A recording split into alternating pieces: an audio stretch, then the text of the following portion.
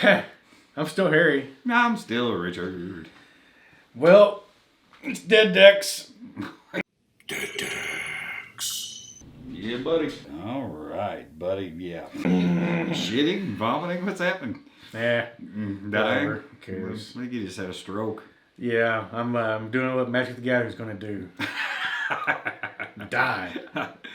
Oh, shit. Haha. What are we going to talk about? We're going to talk about our predictions for the big three, and then probably the new big two. I think you can call Flesh and Blood Metazoo that, the new big two. Yeah, we'll split it up in a couple different videos so we can kind of keep it, because I think we can talk about, we don't want to make it too long. I think we can combine Flesh and Blood and Magic and make one video, and Pokemon Metazoo. Yeah, wasn't supposed to combine that, was it? Well, I think they kind of complement each other as far as their competition. So yeah, I think they deserve a split instead of trying to talk about all four of them in one video. So today we're going to talk about Magic and Flesh and Blood. Yeah. And then Yu-Gi-Oh! Is at the bottom of whoever the fuck cares. Nobody does. So that's Yu-Gi-Oh! We're done. Yeah, we don't fucking know anything about Yu-Gi-Oh! So. Last I knew, people played it still. That's about it. So. Yeah, we this kind of started with me becoming more convinced of my opinion. So, well, you know what? We'll throw it out there so people can say you're wrong and you're stupid and blah blah blah blah. Our 1.5 viewers can be argumentative. Yeah, all you new people that clicked on because it says Magic the Gathering in the title. Welcome to Dead Decks. Yeah, you'll never watch anything else we do. Nope. Hit that downvote button and leave. You'll watch me pull an opinion out of my ass though, yep. And then argue with me. So that's cool. So yeah, my thought. I guess we'll leave with me, and then you can tell me what you think. I'll do my rebuttal. Yeah, my thought on Magic is, well, for one thing, we can mention Rudy because whatever. Rudy's been talking lately about how it goes that they started doing all these parallel sets and inserts, and of course they do the shit out of that. And basically, how everything they touch, they overdo. They very much behave like they're now owned by a gigantic company, and everything's about the bottom line. How can we squeeze some money out of the hobby? And that's pretty apparent. I don't think too many people are gonna argue with that. It's hard too. Yeah, collector's sets and all kinds of extra cards. Everything's special, so nothing's special anymore. Right. That seems to be reflective in the market too. So there's that going for it.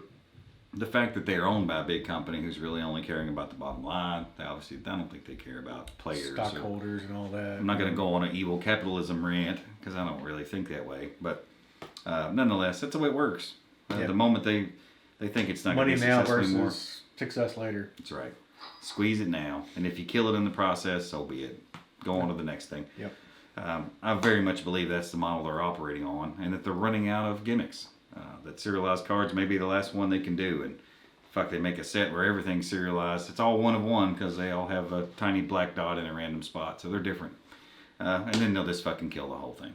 That they're switching from a player base and a cool game to collectors, and that's what it seems like is happening. You got that plus the economy that we're printing money, and we all should know what happens after we print money for too long. We're going to hit a rough patch at some point. People's not going to have expendable money. There's going to be some point where this is going to be huge, and the money they're going to be putting in is huge, and they're going to be expecting big dollars, and the infrastructure is going to be expensive, and then all of a sudden people won't have money to buy it. And if it's a big company these days and it really tanks, and it doesn't just go down a little bit, they might just say, well, fuck it, we're done with this, on to the next thing. So, in a nutshell, yeah, that's what I think is likely to happen, and then in a few years it might be gone. And to add to your argument before I do my rebuttal, the whole secret layer thing with Magic, where they are printing individual cards, granted, they're just reprinting mostly existing cards. There's exceptions, the Walking Dead stuff, though they have confirmed, I believe, that they're going to reprint those cards as more generic cards that can appear in other sets and all that, because the problem with that was they were only available in Secret Lair, and if you didn't get that, then the only way you could get it was by buying it on the secondary market, which made the prices, blah, blah, blah. Versus every other Magic card in history, which you could pick up in a booster box somewhere. That, to me, that is also the signs of a declining atmosphere when you're directly printing cards to market versus your expected business model of producing cards to be putting into packs, and then those packs being cracked and opened or sold on a secondary market. When you're directly selling cards to the market, yeah, then why the fuck are you making booster boxes and draft sets and collector boxes, and why aren't you just printing cards? Why wouldn't you just print cards? So I can see where Richard's coming from. I don't necessarily disagree. I don't disagree with anything he said. I don't think it's going to be the downfall of Magic. I don't think Magic will die. Even if Hasbro were to dissolve the company and get rid of Magic, I think some way, somehow, somebody would buy the rights or get the rights to be able to produce Magic cards again, solely for the fact that it's been around for 28 years or however long it's been now, 20 whatever. Yeah, almost 30 years. It's going to be 93 when it started. Yeah. So we're 2022, so we're going on 29 years Magic's been around. I don't think the community would let Magic fall away. Would it be drastically different? Likely. And whether it's somebody else or Hasbro itself that takes it in this path, I think they'll return more to their original roots of creating cards people want to play with versus all this silly serialized shit. I think they're going to go with that kind of stuff. They've been ramping up since Mythic. Actually, well, since Foils. That was the beginning. Foils were rare for a long time, and then they weren't. And then there was Mythics, and Mythics were rare for a while, and now they aren't. And now you got whole boxes that are full of fucking Foils and Mythics and rares, and about to start doing serialized too. So, yeah, you can't... The sports card world's already been down this road. They ended in a hard crash, but they're still just now starting to recover from and immediately making the same mistakes again, which I think will be rectified in that realm as well. So I don't think Magic can keep going down this road for very long before they realize that they made a big mistake. And again, Rudy mentions a lot that Hasbro Wizards is a big company and it takes a long time to right and turn that ship. But they do end up turning around that ship. And I tend to agree with that. I don't think the serialized card thing will be around for very long. I think it'll burn itself out quicker than everything else they've done in the past 5 years. And I think that it'll end up turning back towards gameplay and being focused more on getting people to play the game, whether it be resurrecting tournaments again somehow or making some kind of big special series to highlight people playing the game versus, just cracking packs to find some one-of-one card or artist signed card or art card or something. Because it's already been done. It's been done to death and everything. And that newness is going to wear off very, very soon. Even the Secret Lair shit. That was big. People have been buying the fuck out of that. And they just announced in the past week that they're going to, in the 2022 sets, they're just going to print them until whenever. Yeah.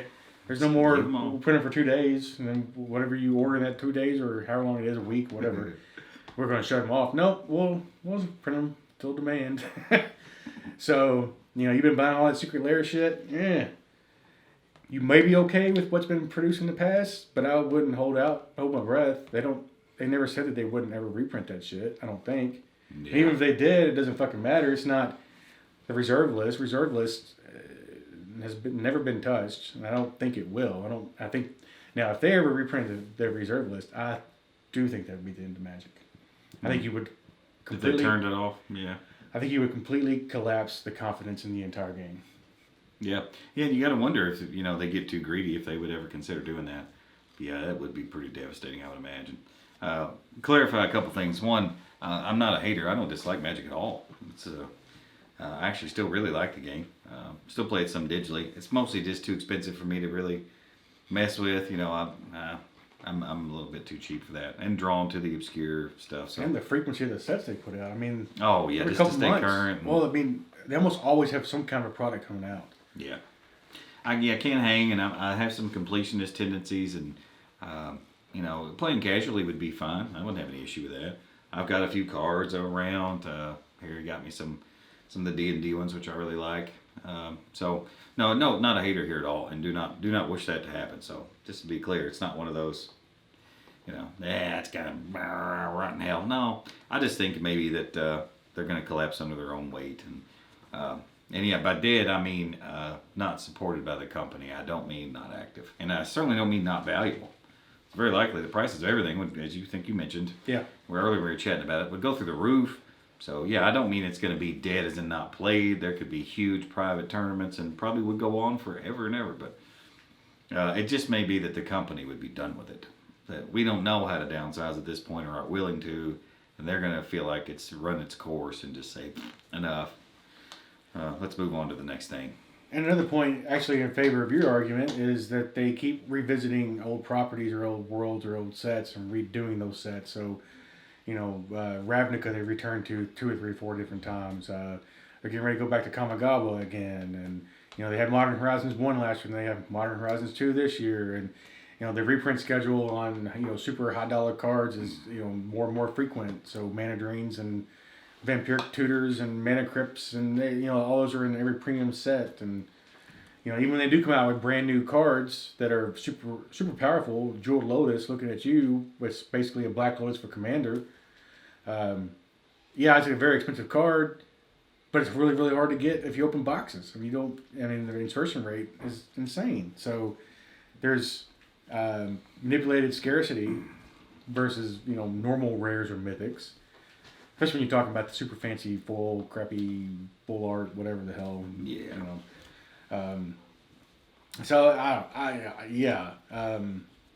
I think they're walking a dangerous path. I think they very easily could fall the wrong way. I don't think they will, just because they've been around for far too long, and they have, Hasbro versus Wizard of the Coast valuation wise is probably pennies. Hasbro owns so fucking much shit now that they can give them a very long leash, I do believe. So that doesn't mean that they can keep extending that leash and fall off the cliff and think that they'll be able to pull back up. I don't know if that's true. I think there's a place where they just let go. But yeah, that's kind of why I threw the economy and the printing money into mine too, because that would be the point where somebody like that might very well time to trim the fat. Yeah. Anything that's not in the black enough, we're going to cut it. And if they're at that point, if that happens, yeah. And I think I told Harry earlier, it kind of feels to me like whatever you would call this phenomenon of like a TV show that starts to get everything's over the top and dramatized just to keep it going. Like the example I thought of was when I was younger, I watched ER. And later seasons, it get to be like, we'll blow up the hospital and we'll do it again. We'll have everybody on a stranded island for a year. Well, one of them will be a serial killer, and it just gets fucking stupid. And I feel like that's the path they're going down, and I just don't know where they go from there. Yeah. Would a big company like that be able to go, let's cut all this shit that makes us revenue off and go back to just simple playing cards? Yeah. I don't know if they do that or not. Yeah, I don't know that, that's also another thing is they've conditioned the market to expect more and more and more and more and more and more. So you have to keep producing more and more and more and keep giving them more heroin, or they go through withdrawal and I don't know. Do they give up? Do they quit? Yeah, I mean, Magic new stuff's already in a bear market as it is. But we've focused on Magic a lot. We also want to focus on Flesh and Blood, their main competitor now. Yeah. That's how we view it. I don't know if that's other people's view. Yeah, I don't or if that's what care. the market thinks, but yeah. Yeah, I think Flesh and Blood is Magic's biggest competitor right now. And again, I think I keep giving you arguments. You're supposed to be my counter. I know, but Magic hasn't had a serious competitor since the mid-90s, basically since they started. I mean, there's been lots of hit and miss card games that have come and gone, but nobody's ever really given them a fight. Yeah, the other big two being more cartoony and kid-like. Yeah. Yu-Gi-Oh! And Pokemon are kind of a different thing. Right, I don't really consider Pokemon and Yu-Gi-Oh! To be in the same realm as Magic. Yeah. I think they're completely different demographics. But Flesh and Blood has taken the card market by storm, first by investors. There was a lot of money injected in the game early on, especially with the first edition and the cold foils and all that. And yeah, that's died down. But as that's died down, the player base has picked up. So the trade-off has been cards have lost value on the collector side, but everybody wants to play. You can get cards are relatively cheap, build decks, and people are playing the game. I don't see that slowing down. I see Flesh and Blood accelerating in the next 5 years and being a serious competitor for the card game market. Yeah, the thing that makes me really think that is, from what I know of the mechanics and how much attention they put into keeping them balanced and that they've, like Magic, they've created a shell, a mechanic structure, where within it they can do an endless number of things forever. I think they've done that great, like Magic did. That, and maybe even more intriguing, where everything is a potential resource. So there's a lot of different decisions made quickly, and a lot of strategy and a lot of cool stuff you can do with that mechanic and the way that game's structured. So yeah, I think it has the complexity, longevity, the attention to detail, balance, and they're not doing as much of the shiny, goofy shit. They're more back to Magic 10 years ago, or 15, or whatever. So yeah, they may very well be an alternative for people now. Yeah. Got a big enough following, it's out there enough, and looks like it's going to be around a while. So. And even their premium cards, their foil cards, you know, a lot of the foil is subtle. It's not over the top Pokemon, Digimon, Oogimon, Unicorn Vomit. Blogimon, what the fuck ever, man. It's all, you know, it's subtle and it's tasteful, and even the cold foils, it's just a border and it looks really fucking good. It's lost value, and you know the investors are running for the hills. They're selling everything. You know, well, fuck that. Who cares? It doesn't mean anything for the game. Yeah. It just means that the hysteria is worn off, and everything happens when markets go crazy. It means maybe players can afford it. That's what it means. Yeah, and the unlimited is what. It's why there is an unlimited version of every set made, so that players can get in and play the game for a relatively cheap price. It doesn't mean those games are going to last forever. Unlimited doesn't mean unlimited. We can again make an argument on whether that term should be used. And I'm a literalist. Yeah. So I just prefer to use words that are actually literally true. Yeah. But that's just me. Sometimes I get it, but whatever. Yeah. In this case, I'm fine with that. I don't really care that they use unlimited. It just means that it's not going to be a specific print run. They'll print it until they feel like it's good enough, and then they'll be done. And it may be a year, maybe 2 years, maybe 6 months. It probably depends on how everything's selling distributor-wise. That's how they sell all their shit. They just sell to distributors and then they move it out. Well, it wouldn't really fit on a booster box to put how many ever the fuck we decide. Right. That's a little bit too long. So unlimited, Yeah. We could probably make that unlimited an acronym and make it say something we need like to that. work on that. Yeah. We'll get back to you on that. Anyway, getting back to the point at hand, I think Flesh and Blood will give Magic a run, and I think it's possible that Flesh and Blood will make Magic better, because especially if Flesh and Blood can keep accelerating and growing their player base by being simple. Simple meaning that they're not doing serialized and collector boxes and full art box topper, extended art, foil, serialized, artist signed print runs of 3 kind of cards. Because strong games don't need that. Yeah. Strong games don't need that. To me, if you look at old Magic, even 10-year ago Magic, those cards, the good cards hold value, the crappy cards don't. Booster boxes are significantly higher than what you would have paid MSRP 10 years ago. And it didn't have a ton of that old crazy shit. Yeah, they had foils and mythics even, but that's about it. And you go back 15 years ago, and there weren't even mythics. I don't see a problem with change occasionally. When you take that change and you keep ramming it down people's throats, and you increase their dopamine hits where they're expecting more of it. That's where you cause the problem. Cardboard beanie babies. Yeah. Yeah, well, we didn't talk about that shit a lot, didn't we? We've gone on for quite a while on it. Yeah. That's why we split this up into 2 videos. So coming up next will be Pokemon and MetaZoo.